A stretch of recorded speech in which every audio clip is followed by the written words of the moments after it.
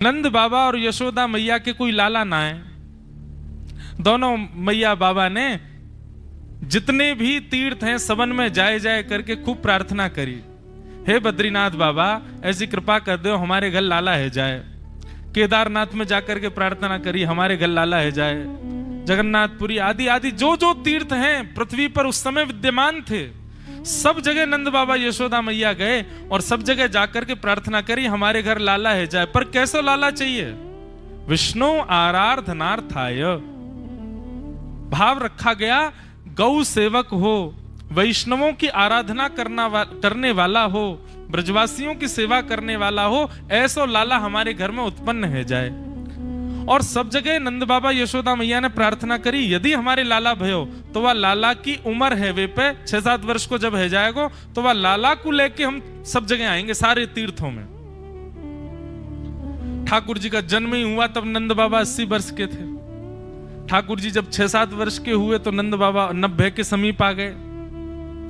नंद बाबा ने एक दिन सबको बुला के कही, भैया हम तीर्थ यात्रा पर जाएंगे लाला को लेके, तीर्थ यात्रा की कृपा से लाला भयो है। ठाकुर जी ने ये बात सुनी तो मन में विचार करने लगे, मेरे बूढ़े नंद बाबा, मेरी बूढ़ी मैया, या बुढ़ापे में तीर्थ में जाएंगे और तीर्थ के दर्शन करेंगे, कहीं कोई दिक्कत है गई तो? ठाकुर जी तो साक्षात परब्रह्म, भगवान ने वन में जाकर के भारत के जितने तीर्थ हैं सबको आमंत्रित किया और सबको आमंत्रित करके कहा 84 कोस के ब्रजमंडल के भीतर भीतर सब लोग व्यवस्थित हो जाओ, हमारे नंद बाबा यशोदा मैया को दर्शन करने हैं, हम बाहर नहीं जाएंगे, इसलिए कृपा करके आप सब पधारो। और 84 कोस के ब्रजमंडल में, एक कोस में 3 किलोमीटर होता है, 84 कोस का ब्रजमंडल है, सारे तीर्था के सब हैं वहां पे, बद्रीनाथ, केदारनाथ, गंगोत्री, यमुनोत्री सब हैं महाराज जी वृंदावन में। देखो एक बात बताएं, जय हो।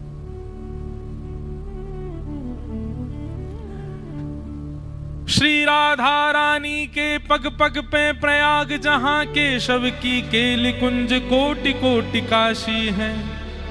यमुना में जगन्नाथ, रेणुका में रामेश्वर, तरु तरु पे पड़े रहत अयोध्या निवासी हैं। गोपिन के द्वार द्वार हरिद्वार बसत, जहां बद्री केदारनाथ फिरत दास दासी हैं। स्वर्ग अपवर्ग वृथा लेकर करेंगे हम क्या, जान लो हमें हम वृंदावन वासी हैं, जान लो हमें हम वृंदावन वासी हैं। वृंदावन जाने पर क्या मिलता है? पग पग पे प्रयाग, जहां मतलब आप वृंदावन में जितनी देर चलते हो अपने स्टेप्स काउंट करो, हम कितना चले वृंदावन में, 3000, 4000, 5000, 10,000, 50,000 कदम अगर वृंदावन में चल लिए, अगर आप पूरी वृंदावन परिक्रमा लगाओगे तो 1-1.5 लाख कदम होंगे शायद।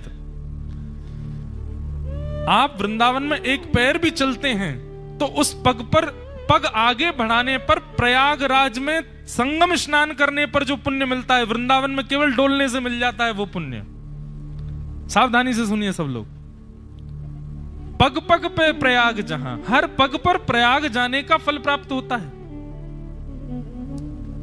श्री राधा रानी के पग पग पे प्रयाग, जहां केशव की केली कुंज कोटि कोटि काशी है। कभी कोई कुंज दिखाई दे, कुंज किसको कहते हैं? ऐसे वृक्षों के नीचे ऐसे छतरी जैसी बनी हो जहां ठाकुर जी सुंदर लीला करते हैं, ऐसी कुंजों के भीतर यदि बैठ करके नेक वहां छांव ले लो तो उसका क्या फल मिलता है? बोले काशी जाने का फल मिलता है। कुंजों के नीचे बैठने से, वृंदावन की वृक्षवल्लरियों में छाया लेने से काशी जाने का फल प्राप्त हो जाता है। तो पग पग पर प्रयाग जाने का फल, वृक्षों के नीचे छाया लेने से काशी जाने का फल, और केशव की केली कुंज कोटि कोटि काशी है। यमुना में जगन्नाथ, श्री यमुना जी का दर्शन करो, महाप्रभु जगन्नाथ जी के दर्शन का फल मिलेगा। रेणुका में रामेश्वर, और यमुना जी की जो बालू है, यमुना जी की जो रेणु है, उसको माथे से लगा लो तो रामेश्वरम प्रणाम करने का फल मिल जाता है। यमुना में जगन्नाथ, रेणुका में रामेश्वर, और तरु तरु पे पड़े रहत अयोध्या निवासी हैं। महाराज जी, वृंदावन वासियों की और अयोध्या वासियों की थोड़ी नोकझोंक चलती ही रहती है।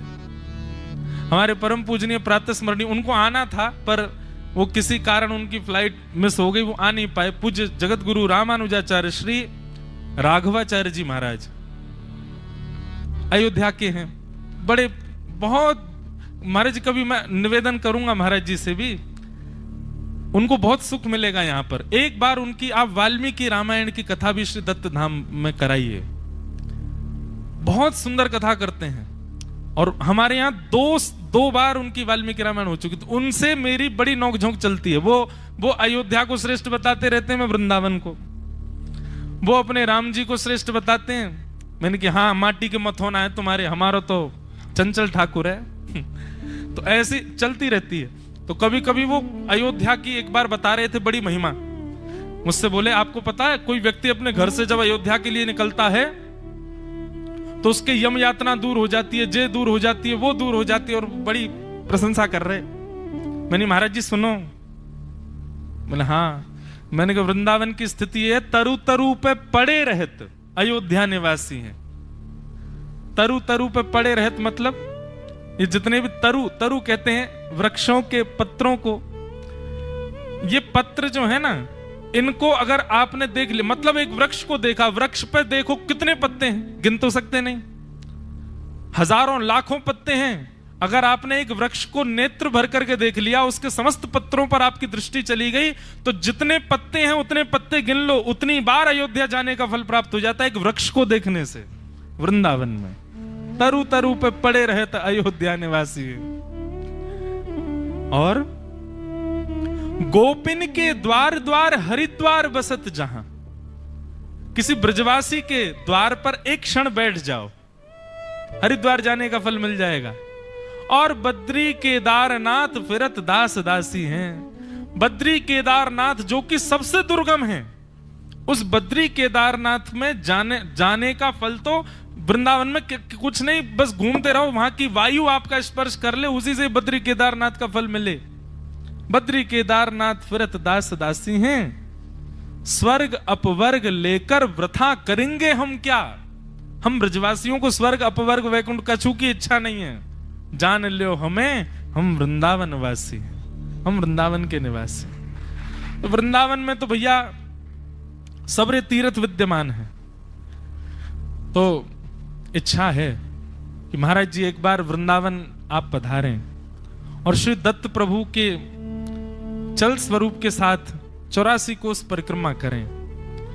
और आगे आगे वैसे तो बड़े प्रकल्प हैं, गाड़ी से करेंगे तो 10-12 दिन में हो जाएगी, लेकिन एक महाराज जी एक अद्भुत भाव ऐसा भी है कि वृंदावन के और भारतवर्ष के, जैसे यहाँ वारी चलती है श्री पंडरीनाथ भगवान की मंदिर की तरफ, ऐसी वारी जैसा स्वरूप हो, वैष्णव वारकरी सब लोग पूरे वृंदावन ब्रजमंडल में वारकरी वारकरी दिखें। वारकरियों के बीच में श्री पंडरीनाथ भगवान, हमारे दत्त प्रभु और श्री गिरधर लाल जी, 3 पालकी चलें।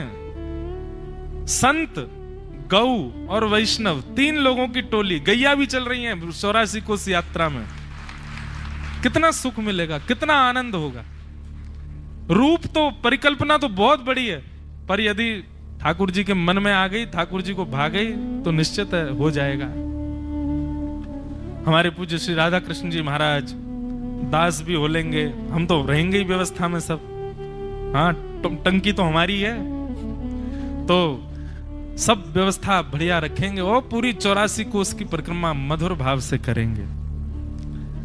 तो ये तो एक योजना है, पर इस योजना से पहले एक बार वहां कुछ दिन निवास के लिए, ऐसी 6-7 दिन यमुना तट पर बैठ के कुछ दिन सत्संग हो, उसके लिए पूर्व में एक बार सूक्ष्म रूप में, छोटे रूप में श्री दत्त धाम के सब वैष्णव पधारे महाराज जी के साथ। हम ब्रजवासी वृंदावन के लिए आपको आमंत्रण दे रहे हैं कि आप वृंदावन पधारो। और श्री दत्त प्रभु, हम अपने लाला को लेके आए, बाब आप अपने अवधूत लाला को लेके आओ। ये लाला ही है भैया, एक ही स्वरूप है, अंतर थोड़े ही है। अत्रि नंदन है,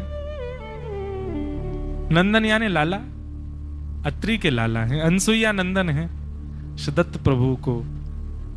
महाराज जी एक भाव में लिख रहा था पर लिख ही नहीं पाया, 2-3 शब्द आए फिर आए ही नहीं। पर मैं आज रात्रि कुछ निश्चित बना करके कल सुबह 5, 5:30 प्रस्थान करने का भाव है, त्र्यंबकेश्वर प्रणाम करके सीधे बंबई। तो उस समय जल्दी जल्दी आपको गा के सुना जाऊंगा, कोई भाव श्री दत्त प्रभु के लिए लिखा है। फिर आप सब लोगों को सुनाने के लिए पुनः जब आएंगे तब वो सुनाएंगे, पर वो एक भाव मन में पहले से ही था कि कुछ देके जाना है भेंट श्री दत्त प्रभु को एक पद के रूप में, तो वो कल सुबह महाराज जी को अर्पित कर देंगे। तो आप सबका बहुत बहुत आमंत्रण है, वृंदावन पधारो और वृंदावन रस के आनंद में खूब आनंदित होंगे हम लोग, परम आनंद होगा। आज कथा का विश्राम दिवस है, कथा क्रम भी बहुत है। वो चिंतन तैयार हो गया क्या? आज भी तैयार बैठा है, अभी भी नहीं हुआ हो तो वैसे ही आ जाए बेचारा, वो कन्हैया ही हैं पूरे। तो आज नंदोत्सव थोड़ा कथा में करेंगे और फिर हम क्रम थोड़ा सा बोल करके और कथा को विश्राम देंगे।